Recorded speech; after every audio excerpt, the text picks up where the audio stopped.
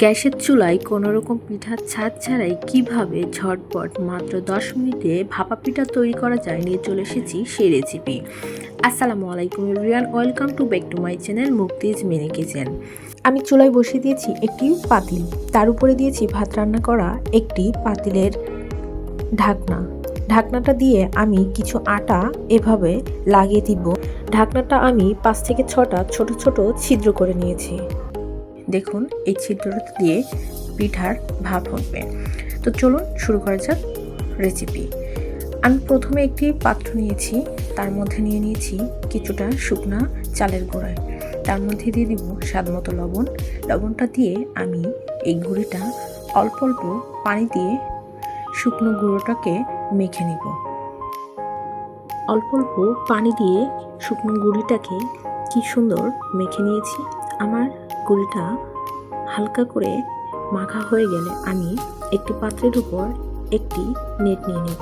আপনাদের বাসায় যদি এরকম কোনো নেট না থাকে, আপনারা চাইলে আপনাদের মশারির একটা পাশ দিয়ে এরকমভাবে চেলে নিতে পারেন। তাহলে অবশ্যই দেখুন আমার পিঠার ডোটা কি ঝরঝরা হয়েছে।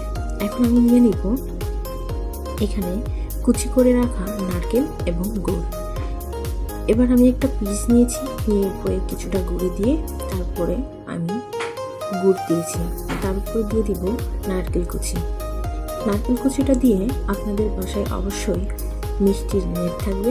আমি সেই মিষ্টির নেটটা দিয়ে আমি পাত্রের উপর বসিয়ে দিয়ে ঢাকনা দিয়ে ঢেকে দিব 5 মিনিটের জন্য। ব্যাস রেডি হয়ে গেল আমাদের স্পেশাল ঘরোয়াভাবে গ্যাসের চুলায় ভাপা পিঠা। আমি একইভাবে সবগুলো পিঠা বানিয়ে নিয়েছি দেখুন।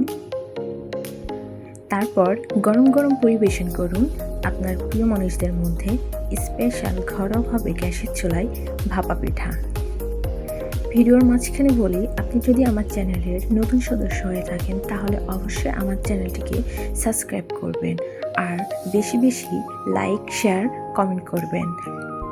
আমার আজকের রেসিপিটি যদি আপনাদের ভালো লেগে থাকে তাহলে অবশ্যই আমার চ্যানেলটিকে সাবস্ক্রাইব করে রাখবেন পরবর্তী ভিডিওর নোটিফিকেশন পাওয়ার জন্য।